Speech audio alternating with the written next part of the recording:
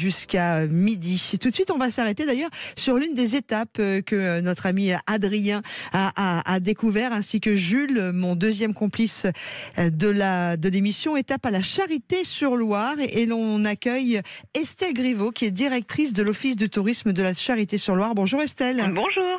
Quelle jolie étape, la Charité-sur-Loire. Alors, on aurait pu s'arrêter dans les châteaux de la Loire, mais on s'est dit non, tout le monde en parle. Nous, on va essayer d'aller chercher d'autres endroits dont on parle un petit peu moins. Et les garçons ont trouvé la Charité-sur-Loire. Eh ben, c'est une excellente idée et une très belle découverte pour eux, j'imagine. Et pas que pour eux, évidemment pour nous tous. La Charité-sur-Loire, c'est un village qui a ce charme et l'élégance des villages de Loire, quoi qu'il en soit, Estelle. Tout à fait. Alors, on est sur un gros village. On est sur 4800 habitants, donc on est quand même déjà sur une petite ville. Voilà, avec un tissu commercial et associatif assez dense. Donc, il y a aussi voilà, cette activité commerciale qui est agréable aussi pour se balader et pour les touristes. On est dans la Nièvre. Voilà. Là, concrètement, sur ce bord de Loire, la Charité-sur-Loire, je voudrais qu'on parle un petit peu des sites remarquables, parce que vous avez les ponts, il y a des choses qui sont absolument extraordinaires à ne pas louper en se promenant. Tout à fait. Alors en fait, cette ville a été construite au XIe siècle par l'ordre de Cluny.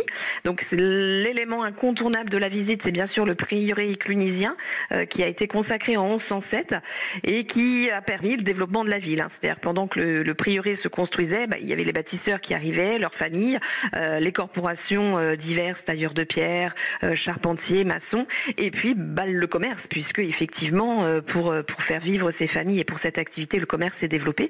Donc il faut imaginer une ville qui se construit en même temps que se bâtit le monument, qui donc mettra plusieurs années à vraiment prendre toute son ampleur et qui accueillera jusqu'à 200 moines. Donc il faut s'imaginer un édifice religieux d'une importance conséquente. Ouais, c'est incroyable ça. Il est ouvert tout le temps ?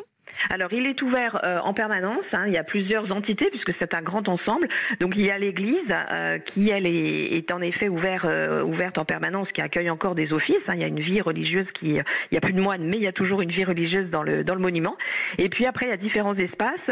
Il y a le jardin des Bénédictins qui est à l'arrière de l'église, où il y avait les fouilles d'une église contemporaine à Notre-Dame. Les deux ont été incendiés en 1559. Il y a eu un énorme incendie qui a ravagé une partie de l'église et une partie de la ville. Et Saint-Laurent n'a pas été reconstruite. C'est une église qui servait plutôt au culte des défunts et qui était vraiment dans le monument, sur la partie des moines. Et puis après, vous avez, comme dans tout monument à cette époque, un cloître, des salles de réfectoire, de cuisine, et puis la salle capitulaire, où lisait le chapitre, des salles qui ont été restaurées, rachetées progressivement, parce qu'il faut s'imaginer que jusque dans les années 90, ces lieux étaient occupés par des particuliers. La Révolution a laissé aussi là son héritage. La Révolution a fait qu'en 1790, le monument a été vendu comme bien national.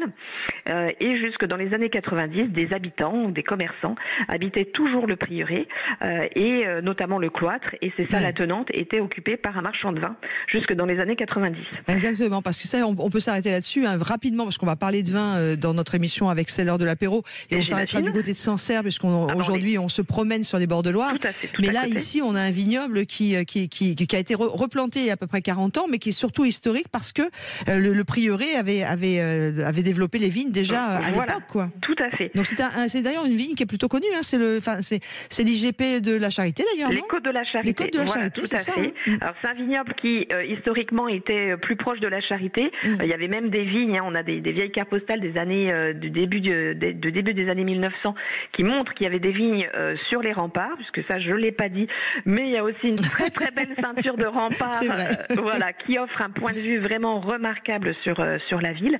Et donc la vigne était jusque dans cet espace des accotements des remparts. Aujourd'hui, elle est un petit peu plus distante. On trouve les premières vignes à 5-10 km de la Charité, avec de très beaux paysages vallonnés et une production qui commence à faire en effet sa place à côté des Pouilly, des Sancerre, nos voisins qui ont une renommée prestigieuse, mais nos vins sont de plus en plus appréciés. Donc oui, c'est l'IGP des Côtes de la Charité. Voilà, ça c'est un peu un mélange entre la Bourgogne et la Loire, mais on est évidemment sur la Loire. D'ailleurs, on demandera à notre invité, notre vigneron qui va venir nous retrouver en direct de Sancerre, qui sera avec nous en studio, évidemment, à consommer avec modération tous ces vins. Ce sera Benoît Fleurier. On lui demandera ce qu'il pense des vins de la Charité, parce qu'il connaît bien également, puisque lui est à Sancerre. Merci beaucoup d'avoir été avec nous pour nous parler de la Charité-sur-Loire. Je vous en prie, c'est avec plaisir. Et puis j'invite toutes les personnes qui veulent découvrir une ville festive, accueillante, eh bien, à venir à la Charité-sur-Loire. C'est une ville qui est riche en découvertes. Ah oui, et puis alors pareil, on peut y passer des week-ends complets, des étés complets. On ne s'ennuie jamais tellement il y a des choses à faire. Et pas simplement que dans la ville, mais aux alentours aussi. C'est très riche. Merci beaucoup aussi de votre sourire à l'antenne, Estelle Griveau. Ça fait du bien aussi par ces temps un peu pluvieux que nous avons sur la partie nord de la France ce matin. On vous embrasse. Merci, moi aussi. Et puis bonne journée à tous. Merci, directrice de l'Office du tourisme de la Charité-sur-Loire qui était avec nous sur Sud Radio. On continue nos étapes et tout de suite, eh bien, on va retrouver le Petit Futé. Avec Stéphane Smeranta qui est le rédacteur éditorial, directeur du Petit Futé. Bonjour Stéphane.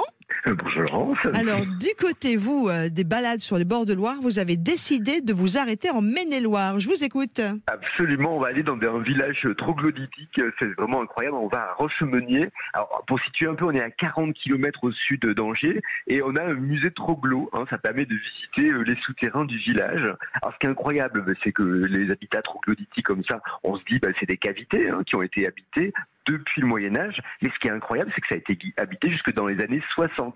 Et là, on a une quarantaine de fermes troglodytes dans le village.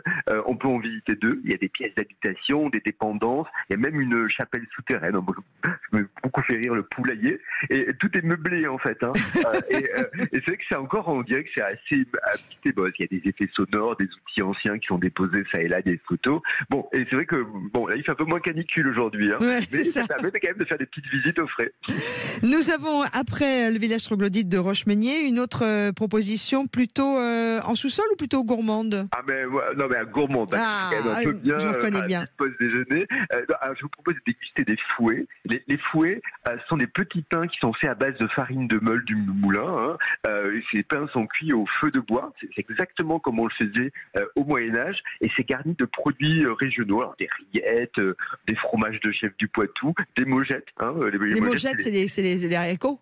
Les haricots blancs, très très bons. Et alors, pour goûter ces fouets, moi je vous conseille d'aller aux cathédrales de la Saulée. Là on est à Douai en Anjou. Bon alors les cathédrales, rien de religieux, c'est un restaurant en fait troglodyte qui est creusé dans une ancienne carrière souterraine de pierre de Salon. On est à 20 mètres sous le niveau de la rue. Le décor est absolument unique, on y mange bien, c'est vraiment génial. Merci. On a Stéphane qui nous dit c'est mon rêve, une maison troglodyte, puisqu'on en a parlé tout à l'heure. On a AJC aussi sur la page Facebook de Sud Radio, puisque vous pouvez réagir et être un peu les co-animateurs des routes de l'été, qui nous dit merci de faire découvrir à ces coins de France. Personnellement, je ne les connais pas. Ça fait vraiment partie des endroits qu'il faut aller voir sur les bords de Loire pour changer un peu, on va dire, des fameux châteaux de la Loire en l'occurrence. Tiens, on descend dans une cave. Ouais, mais là je suis sous terre aujourd'hui. Alors je suis toujours à Douai en Anjou. Il y a une cave au sarcophage. Alors c'était une carrière en fait où ils fournissaient la pierre pour faire des sarcophages. Après les blocs étaient taillés sur place. La production s'est arrêtée à l'arrivée des Vikings, donc ça date. Ça fait un petit moment qu'on fait plus de sarcophages. Et après d'ailleurs le site est devenu un abri pour les populations, puis des habitations. Là aussi la visite est guidée, donc c'est assez dingue de visiter un peu ces lieux parce qu'on s'attend pas du tout à trouver ça en Maine-et-Loire en fait. Ouais. Et puis on va conclure notre balade avec vous, Stéphane Smerata, qui est directeur éditorial du Petit Futé, avec le parc oriental de Molévrier. Alors là, je vous emmène au Japon. C'est 29 hectares, ce parc. C'est le plus grand parc japonais, jardin japonais d'Europe. Et donc, on a tous les éléments du jardin japonais traditionnel, les lanternes, les petits ponts rouges.